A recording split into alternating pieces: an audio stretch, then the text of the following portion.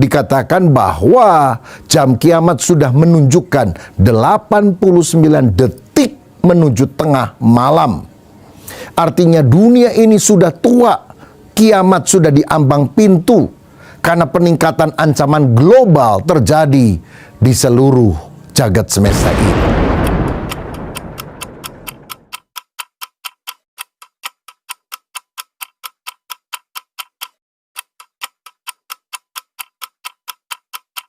Shalom jemaat yang dikasihi oleh Kristus, senang sekali saya Pendeta Rubin Adi Abraham bisa melayani Anda dalam ibadah ini. Hari ini saya akan menyampaikan firman dengan judul Tanda Terkini bahwa kedatangan Kristus makin dekat. Wahyu pasal 22 ayat 12 berkata, "Sesungguhnya aku datang segera, dan aku membawa upahku untuk membalaskan kepada setiap orang menurut perbuatannya."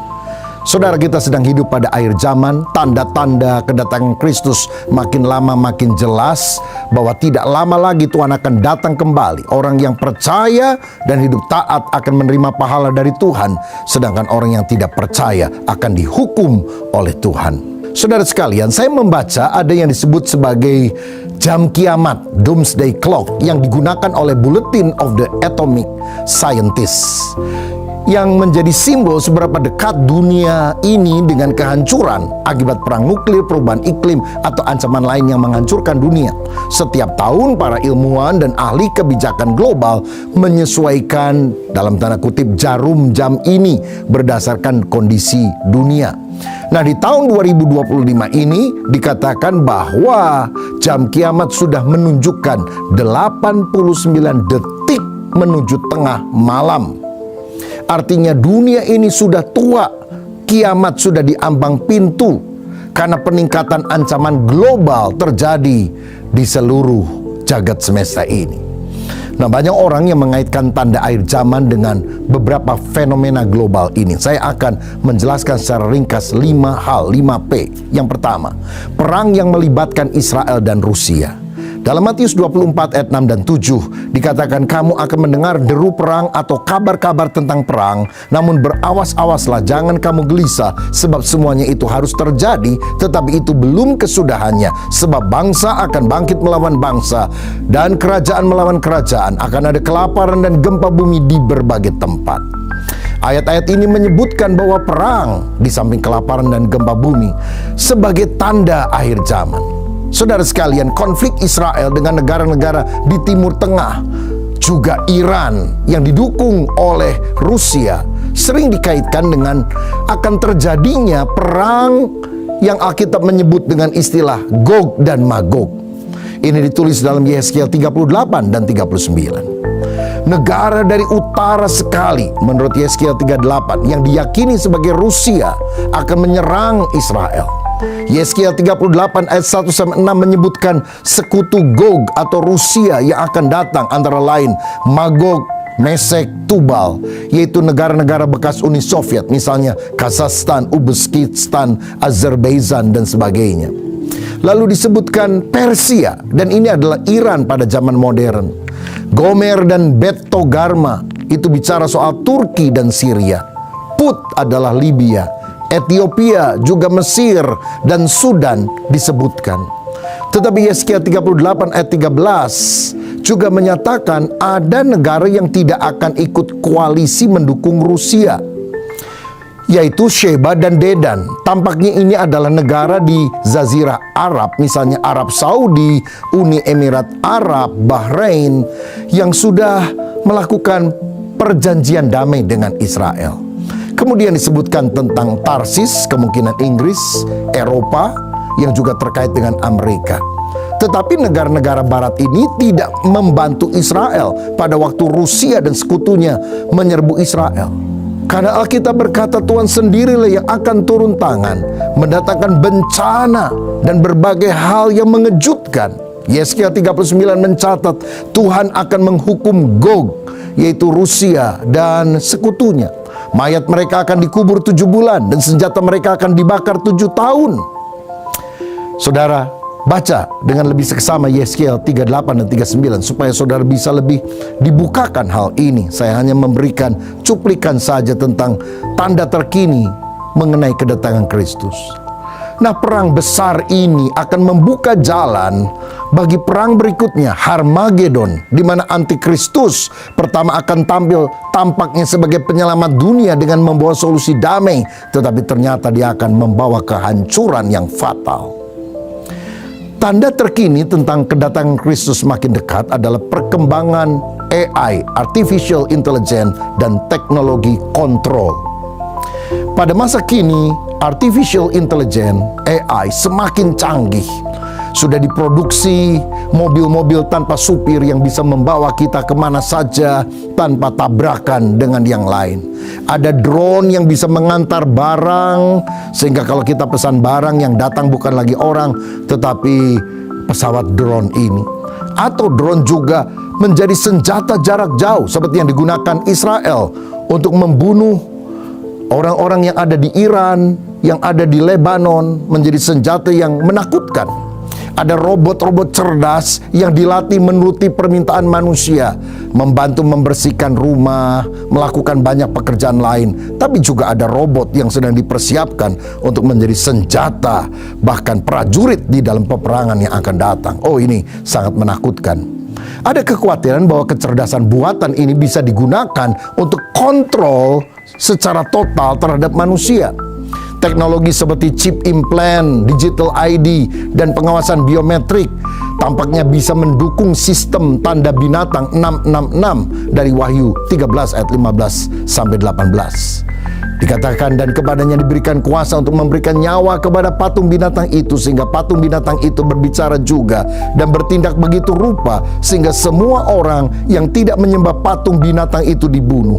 Apakah ini adalah semacam patung robot dengan kemampuan AI sehingga tampaknya menjadi sesuatu yang hidup, yang bisa berbicara dan menjawab orang yang bertanya dan memberikan perintah? Kita lihat perkembangannya nanti. Ayat 16, dan ia menyebabkan sehingga kepada semua orang, kecil atau besar, kaya atau miskin, merdeka atau hamba, diberi tanda pada tangan kanannya atau pada dahinya, dan tidak seorang pun yang dapat membeli atau menjual selain daripada mereka yang memakai tanda itu, yaitu nama binatang itu atau bilangan namanya. Yang penting di sini ialah hikmat. Barang siapa yang bijaksana, baiklah ia menghitung bilangan binatang itu, karena bilangan itu adalah bilangan seorang manusia, dan bilangannya ialah 666. Tapi ada pula yang menafsirkannya secara hurufiah, bahwa ini akan menjadi semacam chip implant atau AI yang coba dimasukkan di dalam diri manusia, atau dua-duanya bisa merupakan tafsiran yang benar atau saling berhubungan. Kita tidak mau berspekulasi, tetapi kita harus waspada. Elon Musk dikenal sebagai orang salah satu yang terkaya di dunia pada masa kini dengan proyek futuristiknya seperti Neuralink, chip di otak, Starlink, internet global via satelit, dan Tesla AI, mobil cerdas. Beberapa orang melihat teknologi ini sebagai bagian dari persiapan menuju tanda binatang 666 itu, di mana manusia harus menerima tanda tertentu untuk bisa bertransaksi dan hidup di dalam masyarakat modern. Neuralink bisa dianggap sebagai cikal bakal pengendalian pikiran atau sistem global yang menghubungkan manusia dengan kecerdasan buatan AI. Sedangkan Starlink bisa dihubungkan dengan sistem komunikasi global yang memungkinkan pemantauan total terhadap umat manusia melalui berbagai cara, antara lain face recognition. Jadi orang dilihat dengan alat ini, wajahnya kelihatan dan langsung semua data tentang kita akan muncul. Saudara, ini merupakan perkembangan yang harus diwaspadai sebagai tanda zaman. Yang ketiga adalah perjanjian damai sebelum aniaya besar terhadap Israel. Nah, ketika Donald Trump menjadi Presiden Amerika Serikat pada periode pertama tahun 2017 sampai 2021 yang lalu, dia memindahkan kedutaan besar Amerika Serikat dari Tel Aviv ke Yerusalem tahun 2018. Kemudian dia juga berhasil melakukan perjanjian damai yang disebut sebagai Abraham Accord antara Israel, Uni Emirat Arab, dan Bahrain pada tanggal 15 September 2020, disusul oleh negara Sudan dan Maroko. Abraham Accord itu sebuah perjanjian damai di mana semua keturunan Abraham atau Ibrahim yang beragama Yahudi, Islam, dan Kristen harus hidup rukun karena bapaknya sama. Nah, perjanjian ini dipandang sebagai langkah signifikan dalam diplomasi Timur Tengah, terutama dalam hubungan Israel dengan negara-negara Arab. Jared Kushner, menantu dari Donald Trump, suami dari Ivanka Trump, adalah arsitek utama di balik Abraham Accord ini. Perannya dalam negosiasi ini membuatnya menjadi figur yang diperhatikan dalam spekulasi tentang akhir zaman. Nah, ketika Donald Trump kini kembali menjadi Presiden Amerika Serikat pada periode kedua, yaitu tahun 2025 sampai 2029 nanti, tentu dia akan melanjutkan kembali perjanjian damai itu dengan negara yang lebih luas dan banyak. Nah, di dalam Daniel 9 ayat 27, dalam Alkitab disebutkan, Raja itu akan membuat perjanjian itu menjadi berat bagi banyak orang selama 1 kali 7 masa atau 7 tahun. Pada pertengahan 7 masa itu, 3,5 tahun, dia akan menghentikan korban sembelihan dan korban santapan, dan di atas sayap kekejian akan datang yang membinasakan sampai pemusnahan yang telah ditetapkan menimpa yang membinasakan itu. Nah, ayat ini bilang nanti akan ada seorang raja yang diyakini sebagai antikris yang akan membuat perjanjian selama 7 tahun dengan Israel, tapi dia akan membatalkan perjanjian itu setelah 3,5 tahun. Rupanya 3,5 tahun pertama bait Allah bisa dibangun kembali, tapi kemudian 3,5 tahun berikutnya dia ingin disembah sebagai raja dan membunuh setiap orang yang tidak mau taat. Saya tidak bermaksud ini adalah Donald Trump tentunya, tetapi ada orang-orang yang menduga jangan-jangan perjanjian damai itu yang sekarang diupayakan itu bisa dilanjutkan menjadi perjanjian oleh satu sosok yang Alkitab menyebutnya sebagai antikristus. Siapa orangnya kita belum tahu. Sebab dalam 1 Tesalonika 5 ayat 3 dikatakan, apabila mereka mengatakan semuanya damai dan aman, maka tiba-tiba mereka akan ditimpa oleh kebinasaan seperti seorang perempuan yang hamil ditimpa oleh sakit bersalin. Mereka pasti tidak akan luput. Jadi sebelum kesusahan besar, sengsara luar biasa akan menimpa bumi akibat ulah dari si antikris, akan ada masa damai sementara, tetapi kemudian dihajar oleh kerusakan besar yang disebabkan oleh si jahat. Saudara, kita harus mengupayakan perdamaian. Itu sesuatu yang baik. Tuhan ingin agar kita menjadi juru damai. Tetapi Alkitab bilang akan ada masa perdamaian yang dilakukan oleh antikris hanya beberapa saat sebelum kesengsaraan besar akan terjadi. Nah, kapan nubuatan itu akan terjadi? Apakah pada zaman Donald Trump ataukah setelah itu? Kita tidak tahu. Dan kita tidak boleh berspekulasi tentang hal ini. Nanti takut salah, saudara sekalian. Tapi kita harus waspada karena apa yang dikatakan Alkitab pasti digenapi. Yang keempat adalah perkembangan sistem keuangan digital dan tanda 666. Wahyu 13 menyebutkan tanda binatang 666 yang diperlukan untuk membeli dan menjual. Perkembangan dari central bank digital currency, mata uang kripto, dan pembayaran digital bisa mengarah kepada sistem ekonomi global yang dikendalikan oleh segelintir elit politik pada akhir zaman. Hari-hari ini perang dagang sedang terjadi di mana-mana, khususnya antara negara Amerika dan China. Siapa yang akan menang dalam perang dagang ini akan menguasai dunia. Maka Amerika menaikkan tarif sampai 25% untuk barang-barang China yang mau dijual ke Amerika. Lalu China juga membalas dengan strategi yang tidak menyebabkan barang Amerika bisa diterima dengan gampang di China. Perang dagang ini merupakan fenomena yang dapat menggoncangkan ekonomi dunia. Hari-hari ini termasuk perang teknologinya terjadi. Misalnya AI, ChatGPT, OpenAI dari Amerika Serikat. Ada lawannya yang jauh lebih murah dan lebih canggih lagi. Misalnya DeepSeek dari China. Banyak negara yang sekarang juga tidak mau tergantung kepada dolar Amerika di dalam transaksi mereka. Kemudian mereka membentuk gabungan dengan nama BRICS yang terdiri dari Brasil, Rusia, India, China, dan Afrika Selatan. Termasuk membentuk mata uang baru yang akan diedarkan BRICS. Nah, beberapa negara, termasuk Indonesia, kemudian bergabung ke dalam BRICS ini. Ada orang yang berpikir bahwa jangan-jangan ini menjadi awal dari satu mata uang global yang mendukung sistem antikris. Apakah jika benar demikian? Kita lihat tanggal main. Nah, ada spekulasi bahwa Jared Kushner, menantu Trump, yang menjadi arsitek perjanjian damai antara Israel dan negara-negara Timur Tengah, itu adalah sosok antikris. Ini ada orang yang mengkaitkan dia, saudara-saudara. Kenapa? Katanya Jared Kushner ini pernah memiliki gedung di Fifth Avenue, Manhattan, New York, yang nomornya itu dan nama gedungnya 666. Dia membeli melalui perusahaannya Kushner Companies yang terjadi transaksinya tahun 2007.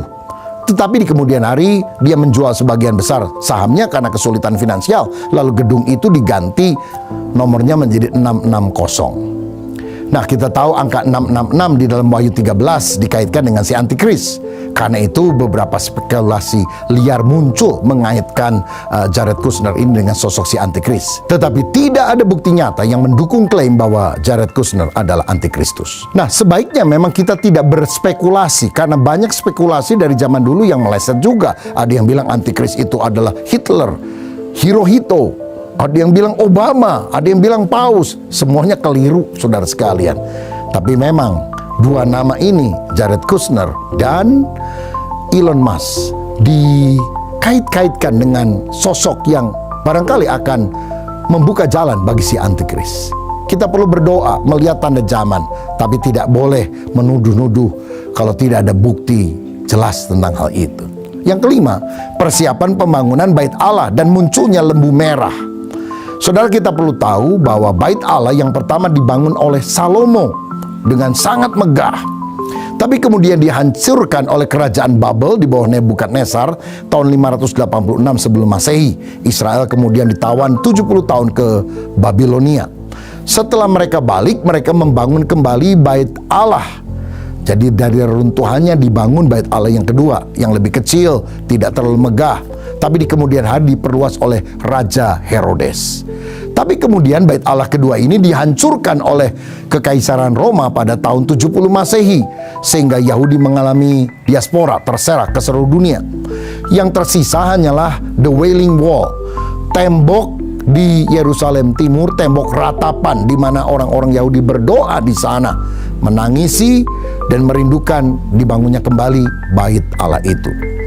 Di kemudian hari, dinasti Umayyah Islam pada abad ke-7 tahun 691 Masehi dan selanjutnya mendirikan di lokasi tersebut, yaitu Dome of the Rock, masjid di sana.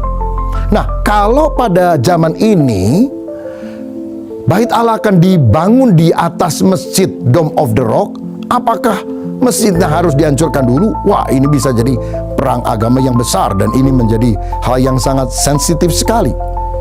Tetapi kalau kita baca Alkitab, sebelum Yesus datang kembali akan muncul penguasa keji, yaitu si antikris, yang akan minta disembah sebagai Allah dan dia akan duduk di Bait Allah. Jadi berarti Bait Allahnya harus dibangun kembali. 2 Tesalonika 2 ayat 3-4 saya bacakan. Janganlah kamu memberi dirimu disesatkan oleh orang dengan cara yang bagaimanapun juga, sebab sebelum hari itu haruslah datang dahulu murtad dan haruslah dinyatakan dahulu manusia durhaka yang harus binasa, yaitu lawan yang meninggikan diri di atas segala yang disebut atau yang disembah sebagai Allah. Bahkan ia duduk di Bait Allah dan mau menyatakan diri sebagai Allah. Nah, jadi si antikris akan menguasai Bait Allah, berarti Bait Allahnya harus dibangun dulu, lalu dia ingin disembah sebagai Allah. Yang tidak mau masuk dalam aniaya besar, dibunuh, dibantai oleh si antikris. Nah, saudara-saudara, jadi pembangunan Bait Allah itu sedang dirancangkan terutama oleh orang Yahudi, bukan oleh orang Kristen ya, saudara. Nah, pembangunan Bait Allah ketiga di Yerusalem ini merupakan topik yang kompleks dan sensitif yang melibatkan aspek keagamaan, sejarah, dan politik. Tapi persiapan pembangunannya telah dilakukan oleh orang Yahudi. Beberapa organisasi di Israel seperti The Temple Institute itu berfokus pada mendirikan kembali kuil Yahudi di Temple Mount dan memulihkan praktek persembahan hewan yang pernah dilakukan pada zaman dahulu kala. Persiapan yang dilakukan meliputi pembuatan replika peralatan ibadah di Bait Allah dan juga pelatihan para imam sesuai dengan hukum Taurat. Namun bagaimana dengan lokasinya yang kini sudah ada Masjid Dome of the Rock? Beberapa penelitian terakhir menunjukkan ternyata kemungkinan pembangunan Bait Allah itu dilakukan di sebelah utara dari Masjid Dome of the Rock, memanfaatkan area terbuka yang ada. Jadi tidak persis pada masjidnya, tapi di sampingnya. Menurut Alkitab dan arkeologi, Bait Allah itu di tempat pengirikan Ornan, 2 Tawarikh 3 ayat 1, di atas mata air Gihon, 1 Raja-Raja 1 ayat 33. Di Dome of the Rock tidak ada air mengalir, hanya ada batu besar. Padahal Yesus sendiri pernah bilang tidak ada batu yang akan bertumpuk lagi di sana. Jadi tempatnya mungkin adalah di samping utara dari masjid. Sebab dalam Wahyu 11 ayat 1 dan 2 dikatakan, kemudian diberikanlah kepadaku sebatang bulu seperti tongkat pengukur rupanya, dengan kata-kata yang berikut, bangunlah dan ukurlah bait suci Allah dan mezbah dan mereka yang beribadah di dalamnya. Tetapi kecualikanlah pelataran bait suci yang di sebelah luar, janganlah engkau mengukurnya, karena ia telah diberikan kepada bangsa-bangsa lain, dan mereka akan menginjak-injak kota suci 42 bulan lamanya, atau 3,5 tahun. Jadi jika ini benar, mungkinkah itu dibangun dalam waktu dekat? Kita tunggu tanggal mainnya. Nah, satu hal yang penting, dalam tradisi Yahudi sebelum pembangunan bait suci harus ada penyucian ritual dengan menggunakan lembu merah, red heifer. Dalam kitab Bilangan pasal 19 misalnya ditunjukkan bahwa dibutuhkan lembu merah yang sempurna, betina, tanpa cacat, untuk digunakan dalam upacara pentahiran bagi orang Israel kuno yang bersentuhan dengan mayat. Dan ini juga penting ketika orang mau membangun kembali Bait Allah. Abunya dianggap penting untuk menyucikan tempat ibadah. Munculnya kembali lembu merah yang sempurna, bulunya merah semua, sering dikaitkan dengan tanda akhir zaman dan persiapan menuju kedatangan Mesias. Baru-baru ini beberapa lembu merah yang memenuhi kriteria ini dilaporkan sedang dipelihara di Israel, di kota Silo di Israel. Banyak peziarah yang berasal dari sekitar 60 negara di dunia sekarang telah berbondong-bondong datang menyaksikan fenomena lembu merah di kota Silo ini. Saudara, ini juga bisa merupakan tanda terkini, terupdate dari kedatangan Kristus sudah semakin dekat. Sekarang yang terakhir, bagaimana sikap kita di akhir zaman untuk menyambut kedatangan Kristus? Pertama, kita harus mendekatkan diri kepada Allah. Zaman sekarang berjagalah, lihat dunia bergelora. Zaman yang sedang bergelora, mari kita berlindung pada firman Tuhan. Perbanyak doa intim dengan Tuhan, baca kitab suci lebih sering, merenungkan siang dan malam, minta hikmat Tuhan untuk memahami kondisi zaman yang sedang kita jalani. Mari kita siap sedia menyambut kedatangannya yang bisa datang tiba-tiba. Tapi jangan takut. Yesus pernah berkata, jangan gelisah hatimu, percayalah kepada Allah, percayalah juga kepadaku. Saudara, kita harus beriman kepada Kristus. Mari kita bangun juga komunitas iman dengan saudara-saudara seiman kita. Berkumpul dengan orang percaya lain yang memiliki iman yang teguh, agar kita bisa saling menguatkan satu dengan yang lain. Beritakan juga Injil, sebab banyak orang hari-hari ini membutuhkan pengharapan dan keselamatan. Injil kerajaan harus disebarkan sehingga banyak orang datang kepada Kristus. Yang kedua, kita harus mewaspadai tipu daya duniawi. Jangan mudah percaya informasi di internet, tapi uji segala sesuatu dengan menggunakan lensa firman Allah, apakah itu benar atau tidak. Jangan biarkan ajaran sesat, jangan biarkan godaan duniawi menjatuhkan kita dalam dosa. Mari kita matikan keinginan daging, taat pada kehendak Allah. Saya baca dalam 2 Petrus 3 ayat 10-13 bahwa langit dan bumi ini akan lenyap oleh nyala api, tapi kemudian Tuhan akan menciptakan langit baru dan bumi baru. Jadi betapa suci dan salehnya kita harus hidup, kita yang menantikan dan mempercepat kedatangan hari Tuhan itu. Dan yang terakhir, kita harus menghindari sistem yang mengarah pada kontrol total.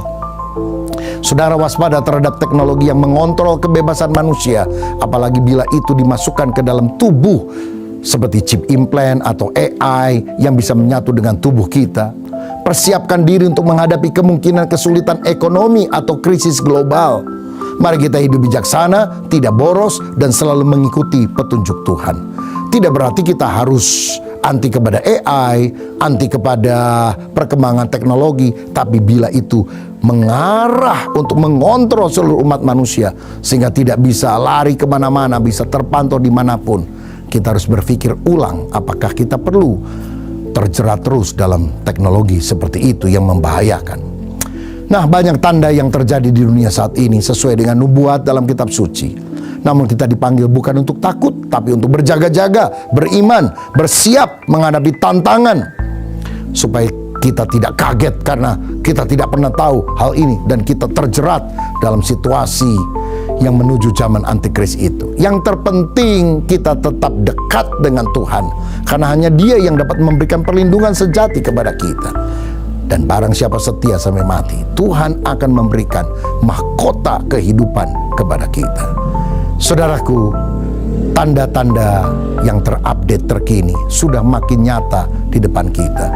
Mari kita tidak tidur secara rohani. Bangkitlah, jadilah terang, karena kemuliaan Tuhan bersinar dalam hidup kita.